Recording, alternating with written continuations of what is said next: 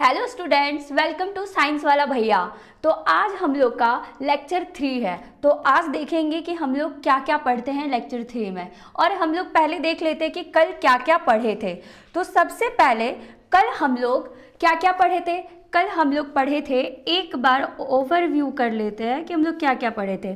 तो सबसे पहले हम लोग पढ़े थे कि ओव्यूल का स्ट्रक्चर पढ़े थे। ओव्यूल कितने पार्ट में डिवाइड होता है, फिर ओव्यूल किसके अंदर रहता है। ओव्यूल ओवरी के अंदर रहता था और ओवरी डेवलप करके आपका फ्रूट बनता था और ओव्यूल आपका सीड बनता था। जैसे कि ये आपका ओवरी था और ये आपका स्टाइल था और ये आपका स्टिग्मा था। तो ये क्या है, ओवरी, ये स्टाइल और ये स्टिग्मा। तो हम लोग देखे थे कि स्टिग्मा जो है वो स्टाइल के ऊपर वाले पार्ट को स्टिग्मा कहते हैं। और स्टिग्मा का काम क्या होता है, ये यहाँ पे जो पॉलन ग्रेन होता है, पॉलन ग्रेन ले डाउन करता है। मतलब यहाँ पे आके पॉलन ग्रेन को ये परत मिलता है। जैसे पॉलन ग्रेन कहीं से उड़ के आता तो सबसे पहले स्टिग्मा में ही आता है, उसके बाद फिर अंदर जाता है। और स्टाइल क्या है, स्टाइल है elongated cylinder structure beneath the stigma.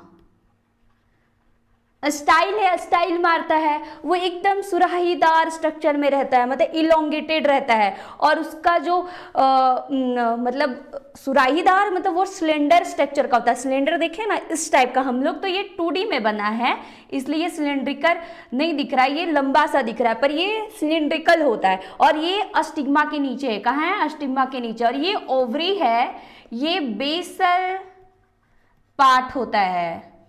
Style के नीचे वाला पार्ट जब बल्ज हो जाता है, मतलब एक उभरा हुआ परत बनाता है, इसी को हम लोग ओवरी कहते हैं। और इसी के ऊपर ओवरी के अंदर यहाँ पे प्लासेंटा होता है और इसी से एक फ्यूनिकल अटैच होता है और यहीं पे जाके आपका ओव्यूल होता है।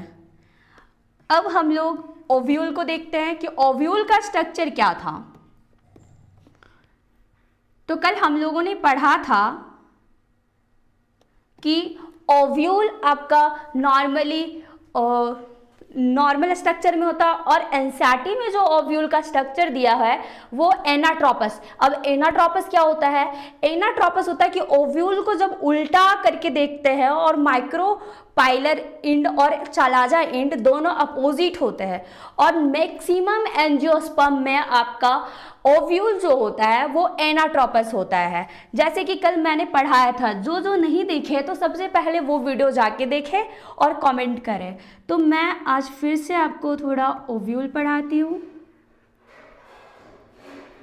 ओव्यूल, और ओव्यूल का दूसरा नाम क्या है, ओव्यूल का दूसरा नाम है मेगा स्पोरेंजियम।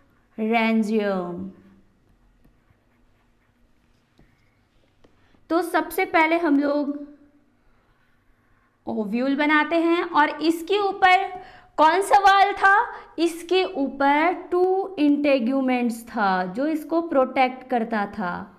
इसको क्या कहते हैं, अपर इंटेग्यूमेंट्स और लोअर इंटेग्यूमेंट्स। ये है, सॉरी, ये एक इंटेग्यूमेंट्स है और ये दूसरा है, इसको हम लोग इंटेग्यूमेंट्स कहते हैं। और जहाँ पे ये पार्ट खाली है, जहाँ पे नहीं है इंटेग्यूमेंट, इस पार्ट को हम लोग माइक्रोपाइलेंट कहते हैं, माइक्रोपाइलेंट। और ये जो नीचे वाला पार्ट है इसको हम लोग चालाजा एंड कहते हैं। ठीक है। अब जो ओव्यूल है, ओव्यूल के अंदर जो पार्ट है, ये जो पार्ट है इसको हम लोग न्यूसेलस कहते हैं। इसके अंदर जितने भी ये सेल्स हैं इसको हम लोग न्यूसेलस कहते हैं, न्यूसेलस। और न्यूसेलस के पास एक सेल जो होता है वो मीगास्पोर मदर सेल बनाता है। एक सेल क्या करता है? मीगास्पोर मदर सेल कहता है। एक cell MMC, मीगा spore mother cell. ये बात हो रही है आपकी फीमेल पार्ट की। मेल पार्ट में हम लोग क्या देखे थे? मेल पार्ट में देखे थे जिसको हम लोग न्यूसेलस कह रहे हैं उसको हम लोग स्पोरोजेनस टिश्यू कहते हैं, और उसके हर एक सेल को हम लोग माइक्रोस्पोर मदर सेल कहते हैं या तो पॉलिन मदर सेल कहते हैं। बट यहाँ पे बस एक ही सेल को हम लोग मेगास्पोर मदर सेल कहेंगे, बाकी कोई डिवीजन नहीं होता, बस एक ही megaspore mother cell megaspore form करता है। तो देखते हैं हम लोग, तो क्या करता है यहाँ पे एक mother cell megaspore mother cell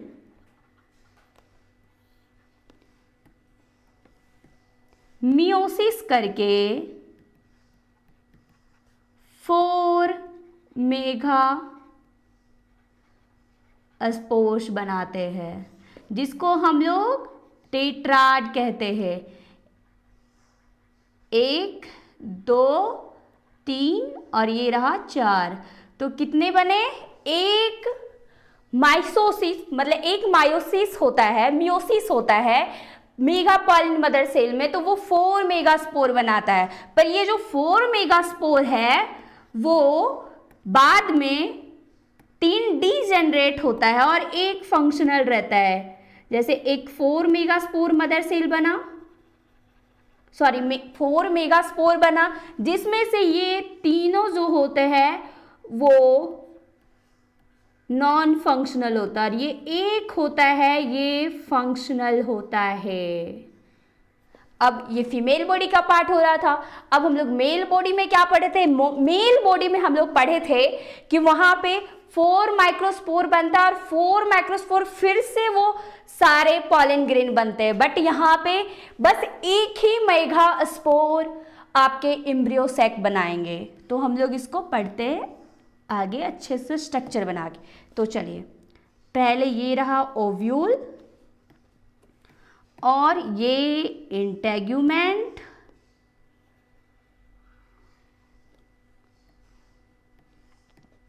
और एक ये है MMC mega spore mother cell. अब इसमें हम लोग 1 मियोसिस करवाते हैं, meiosis.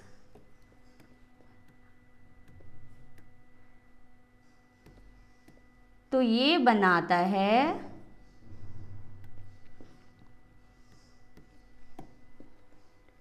4 microspore, 4 megaspore, mega spore, जिसको हम लोग टेट्राड कहते हैं। क्या कहते हैं? टेट्राड। अब ये जो 4 मेगास्पोर है उसमें से ये तीनों डीजेनरेट हो जाता है, मतलब डीजेनरेट, डिस्ट्रॉय हो जाता है। बस only 1 mega spore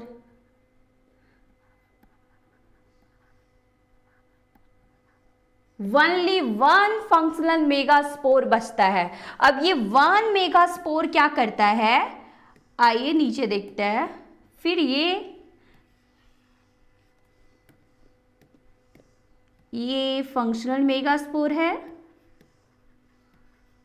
functional megaspore.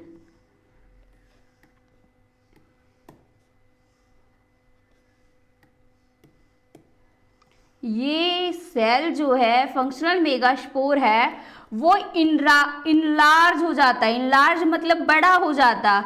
अब ये बड़ा होता है, कैसे बड़ा होता है? तो जो न्यूसेलस है वो कहाँ चल गया भाई? तो न्यूसेलस में जो है वो फूड मटेरियल रिजर्व होता है, उसी को ये खा खा के और बड़ा हो जाता है, मतलब इनलार्ज हो जाता है। ये जो एक फंक्शनल मेगास्पोर है वो न्यूसेलस के फूड मटेरियल को खा खा के बड़ा हो जाता है, इनलार्ज।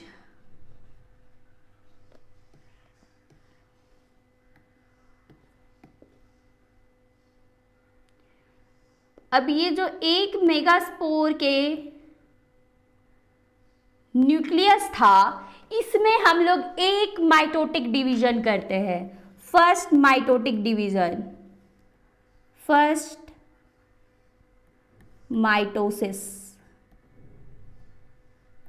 तो इसमें क्या होता है, जो न्यूक्लियस होता है वो आपका डबल हो जाता है, पर इसका पोलैरिटी सेम रहता है। क्या रहता है? जैसे कि यहाँ पे हम लोग MMC का पोलैरिटी क्या था? 2n था, और यहाँ पे मेगास्पोर का पोलैरिटी n हो जाता है। उसके बाद हम लोग फिर से सेकेंड माइटोसिस करवाते हैं, second mitosis.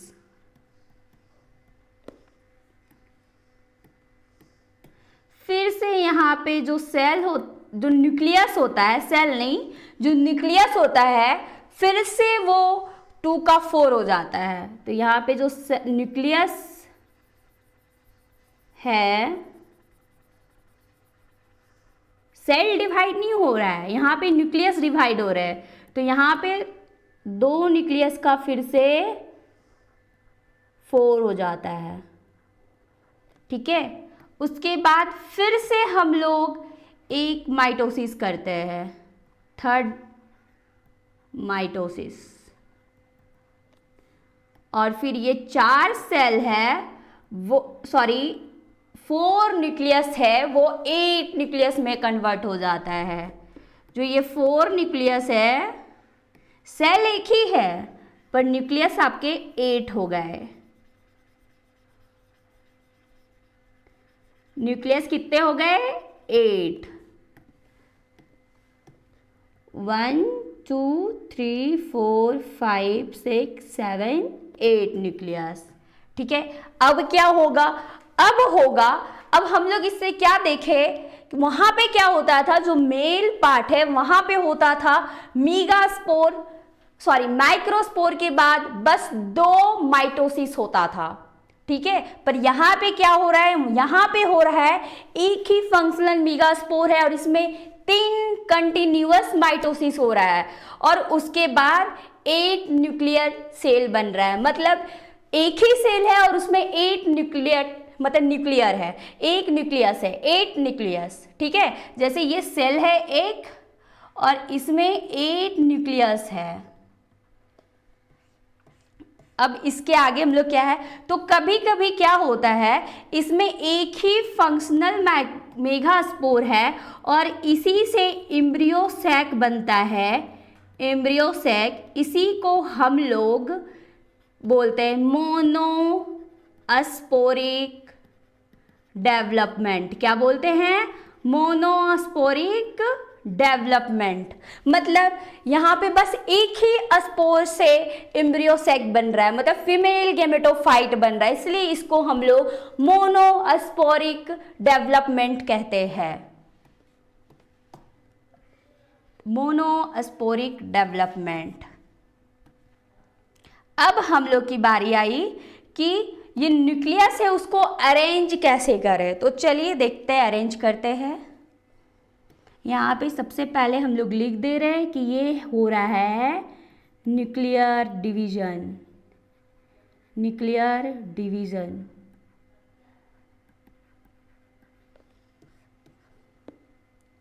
Not cell division.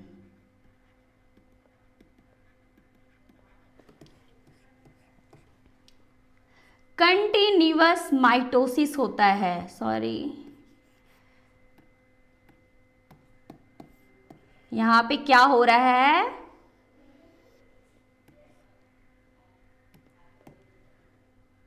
Three sequential mitosis.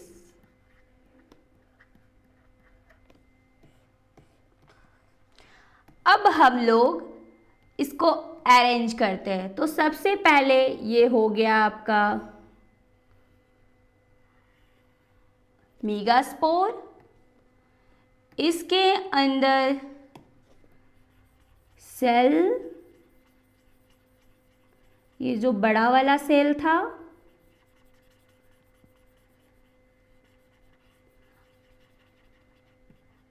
और इसके जो न्यूक्लियस थे उसको हम लोग कहते हैं। तो जो ऊपर जो न्यूक्लियस होते हैं तो 3 ऊपर चले आते हैं और 3 नीचे चले आते हैं।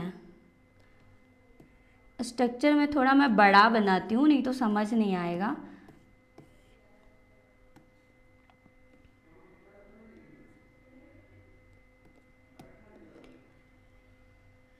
ये आपका मेगास्पोर है और ये आपका हो गया सेल।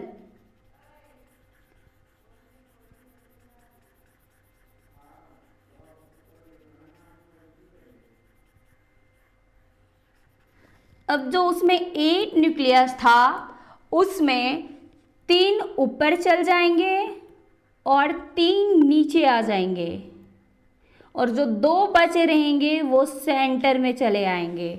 अब ये जो 6 है, आउट ऑफ 8 6 न्यूक्लियस होता है वो सराउंडेड हो जाता है सेल वॉल से। जैसे ये न्यूक्लियस है और ये सराउंड हो गया सेल वॉल से, और ये भी सराउंडेड हो गया सेल वॉल से। और ये जो सेंट्रल सेल है उसका ऑलरेडी सेल वॉल है, ये बड़ा वाला जो सेल है उसके सेल वॉल से ये सेंट्रल जो है न्यूक्लियस उससे कवर्ड हो जाता है। ठीक है, तो इसमें क्या हो गया, कितने सेल हो गए, एक ये सेल हो गया, एक ये सेल हो गया, और एक ये 3 ये हो गया, ये 4 और ये 5 और ये 6 और ये 7। तो यहाँ बोल सकते हैं हम लोग 7 सेल्ड, और न्यूक्लियस कितने हैं, 1 2 3 4 5 6 7 8, 7 सेल्ड और 8 न्यूक्लिएटेड, 7 सेल्ड और 8 न्यूक्लिएट। तो हम लोग बोल सकते हैं कि एक एंजियोस्पर्म का जो एम्ब्रियो सैक है वो 7 सेल्ड और 8 न्यूक्लिएटेड होता है। ठीक है, अब हम लोग देखते हैं ये सबके काम क्या है। तो ये जो बीच वाला है ये हम लोग का मेन एग सेल है। क्या है, एग सेल। ये है भाई दुल्हन, क्योंकि दूल्हा तो पॉलन ग्रेन है, और एग सेल आपका हो गया दुल्हन। तो और इसके बगल अगल जो है ये आपका हो गया इसकी सहेली, मतलब दुल्हन की सहेली, और इसको हम लोग कह देते हैं सिनर्जिड। क्या कह देते हैं, सिनर्जिड। ठीक है, तो एक सेल होता है और 2 सिनर्जिड होते हैं ऊपर में, और यही सिनर्जिड में ऊपर में फिंगर लाइक प्रोजेक्शन देता है, फिंगर लाइक प्रोजेक्शन, जिसको हम लोग कह देते हैं फिलीफॉर्म एपैरेटस। अब भाई इसका काम क्या है, तो कभी देखे हो कि दुल्हन की सहेलियां अगल बगल में रहती है और बोलता है आ जाओ दुल्हा यहाँ, दुल्हन यहाँ पे है, आ जाओ दूल्हे राजा। तो वैसे ही ये जो सिनर्जिड है वो भी यही करती है, जो पॉलन ग्रेन पॉलन ट्यूब के द्वारा अंदर आता है उसको डायरेक्शन देने का काम ये फिलीफॉर्म एपैरेटस करती है। कोई केमिकल रिलीज करती है जिससे पॉलन ट्यूब को पता चलता है कि एग सेल की हमारी दुल्हन यहाँ पे है। ठीक है, एग सेल यहाँ पे है। अब ये जो बीच वाले हैं इसको हम लोग पोलर न्यूक्लियाई कहते हैं। क्या कहते हैं? Polar nuclei, two polar nuclei. और जो नीचे में 3 सेल है इसको हम लोग कहते हैं एंटीपोडल सेल। ठीक है, अब क्या पढ़ना है? अब देखिए, अब एक सेल तैयार हो गई। ठीक है, अब ये क्या चाहेगी कि मुझे फर्टिलाइज मतलब पॉलन ग्रेन से मिलना चाहेगी, फर्टिलाइजेशन करना चाहेगी। तो सबसे पहले हम लोग कुछ क्वेश्चन करते हैं। तो बताइए, what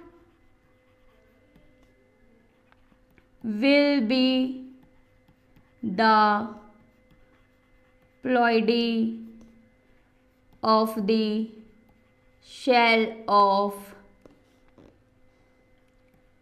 Nucellus MMC, female gametophyte,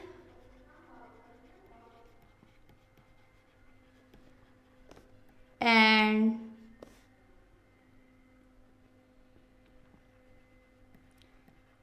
embryo sac। ठीक है, सॉरी,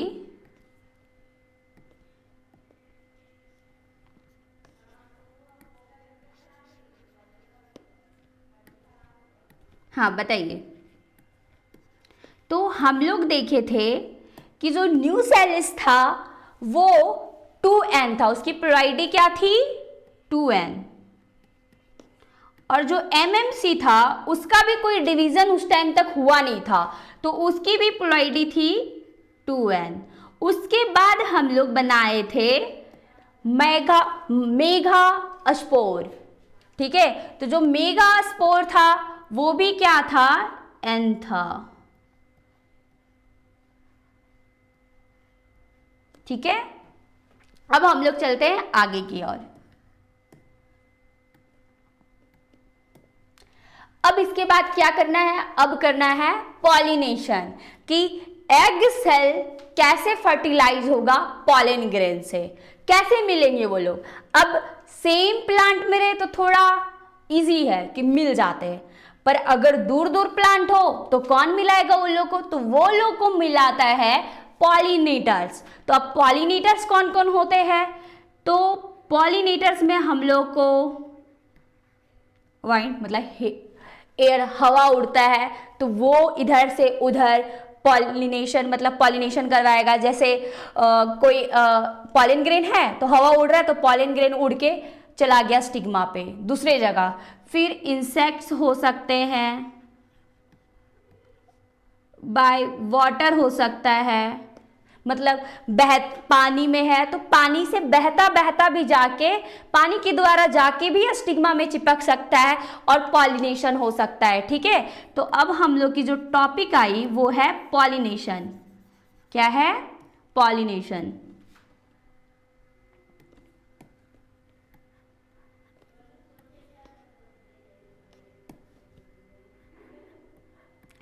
पॉलिनेशन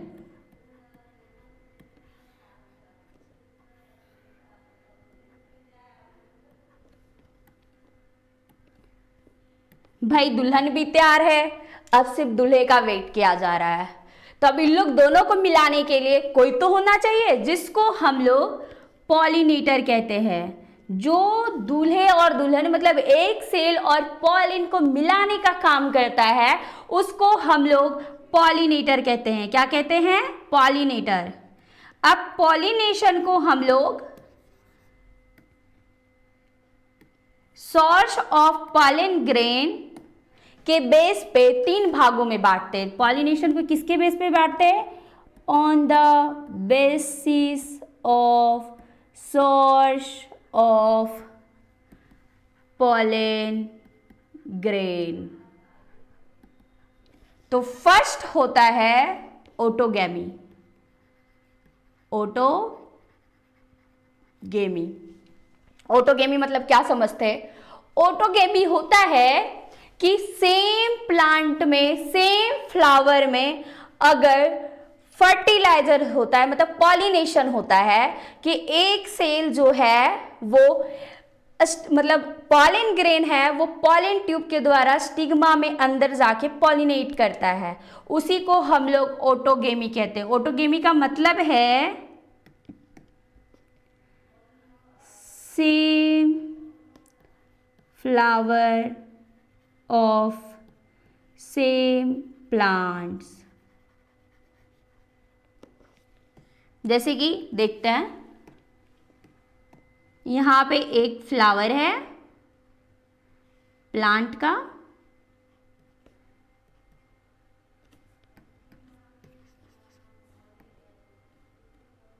नीचे बना के दिखाते हैं।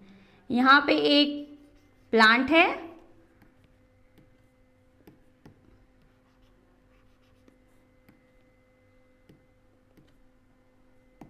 और इसमें फ्लावर है, ये एंथर, ये भी एंथर, और ये हो गया आपका स्टिग्मा, पिस्टिल, सॉरी ये है आपका स्टेमेन और ये आपका है पिस्टिल। जब यहाँ पे पॉलिन ग्रेन आपका स्टिग्मा में आता है तो इसको हम लोग ऑटोगेमी कहते हैं। मतलब सेम प्लांट के सेम फ्लावर में अगर पॉलिनेशन होता है तो इसको हम लोग ऑटोगेमी कहते हैं। अब पॉलिनेशन मतलब क्या समझे आप लोग? पॉलिनेशन का डेफिनेशन मैं बताती हूं। Transfer of pollen grain to a stigma by pollinator called pollination। तो आप लोग ऑटोगेमी समझ लिए। ऑटोगेमी क्या होता है? सेम फ्लावर, सेम प्लांट के सेम फ्लावर में अगर पॉलिनेशन हो रहा है। अब हम लोग पढ़ते हैं गायनोटोगेमी।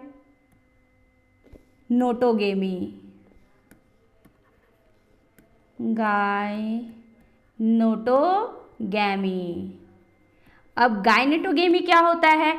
गायनोटोगेमी होता है कि इसमें प्लांट तो सेम होते हैं पर जो फ्लावर होते हैं वो डिफरेंट होते हैं। तो प्लांट क्या होता है? सेम, और फ्लावर डिफरेंट। तो different flower of same plants. ठीक है, अब इसकी स्ट्रक्चर देखते हैं हम लोग। तो ये प्लांट तो सेम है पर इसमें जो फ्लावर है वो डिफरेंट है। 1 और ये 2 फ्लावर।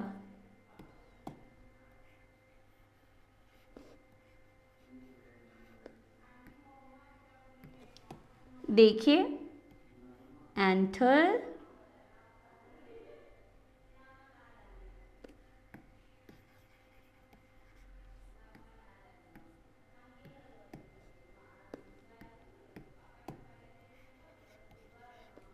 क्या हो रहा है?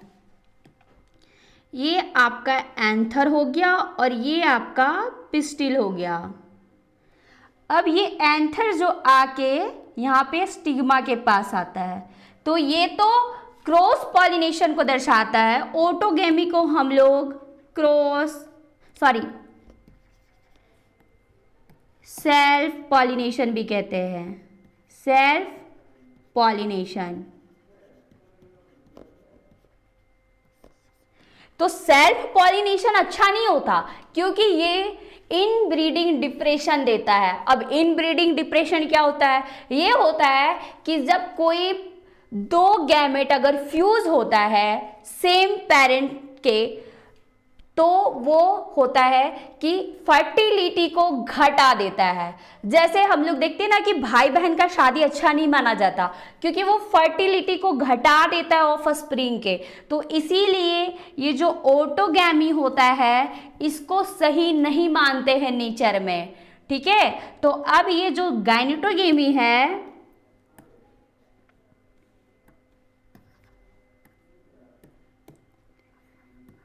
गायनेटोगेमी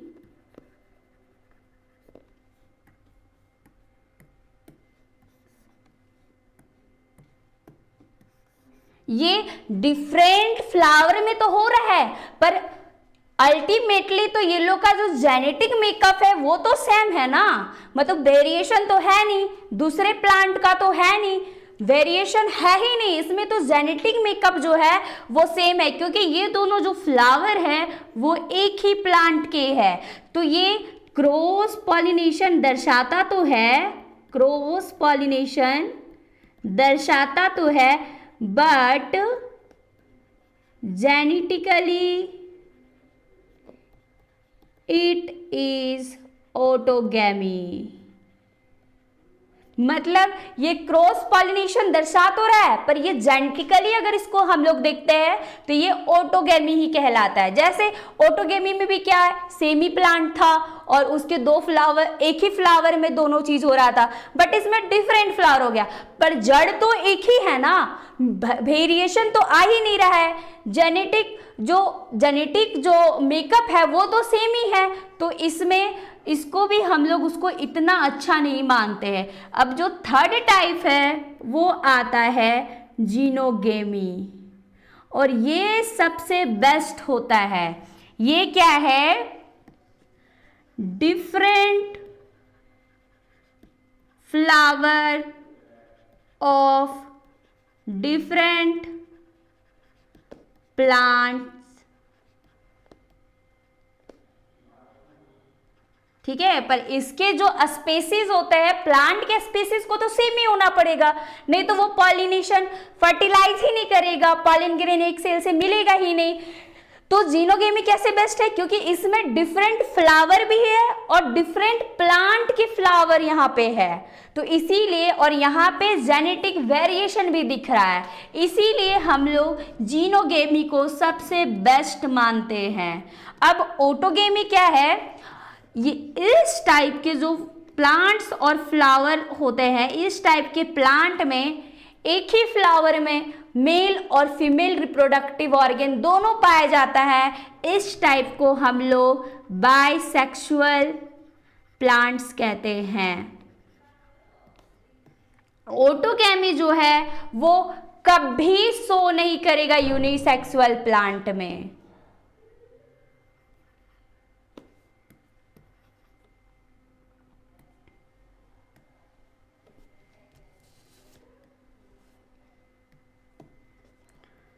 Not observed in unisexual plant। ठीक है, अब हम लोग देखते हैं कि जीनोगेमी का स्ट्रक्चर क्या है। तो जीनोगेमी एक ये प्लांट है और एक ये प्लांट है। ठीक है, इसके और इसके ये फ्लावर है और ये इसके फ्लावर है, स्पीसीज सेम है, ये दोनों जो स्पीसीज है वो सेम स्पीसीज है, तभी फर्टिलाइज करेंगे। ये एंथर हो गया, ये आपका फिलामेंट हो गया और ये आपका पिस्टिल हो गया। अब जब ये पॉलिनेशन, ये पॉलिन ग्रेन है, जब यहाँ पे आएंगे इसको हम लोग कहते हैं जीनोगेमी, जीनोगेमी। और ये सबसे बेस्ट होता है क्योंकि ये different flowers of different plant, दो अलग अलग प्लांट के फूल में पॉलिनेशन होता है, ठीक है। और इसमें हम लोग को जेनेटिक वेरिएशन देखने को मिलता है। क्या मिलता है? जेनेटिक वेरिएशन देखने को मिलता है। अब हम लोग यूनिसेक्सुअल को आप लोग समझते हैं, जब एक प्लांट में सिर्फ मेल पार्ट होगा, मेल ऑर्गेन होगा, और एक प्लांट में सिर्फ फीमेल ऑर्गेन होंगे, उसी को हम लोग यूनिसेक्सुअल कहते हैं।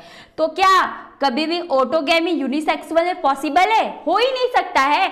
ऑटोगैमी उसी को कहते हैं, एक ही प्लांट में आपके मेल पार्ट भी होंगे और फीमेल पार्ट भी होंगे, उसी को हम लोग ऑटोगैमी कहते हैं, ठीक है। तो आज का लेक्चर हम लोग यहीं करते हैं खत्म, मिलते हैं अब कल। Thank you.